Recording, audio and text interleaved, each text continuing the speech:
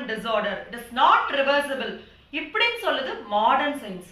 ஆனா நம்முடைய சித்தர்கள் பல நூற்றாண்டுகளுக்கு முன்பே இந்த நோய்க்கு முடக்குவாதம் அப்படின்ற ஒரு சரியான ஒரு பொருத்தமான பெயரை வச்சிருக்காங்க.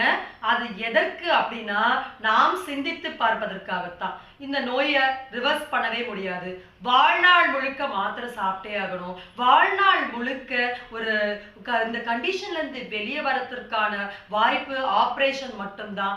இது போன்ற இந்த ஸ்டெராய்டுகளுக்கு நடுவுல நாம் சிக்கிக்கொண்டு தவிர்ப்பதை தாண்டி இதற்கான முற்றிலுமான தீர்வுகள் பற்றி தான் நம்ம இந்த பகுதியில பார்க்க போறோம்.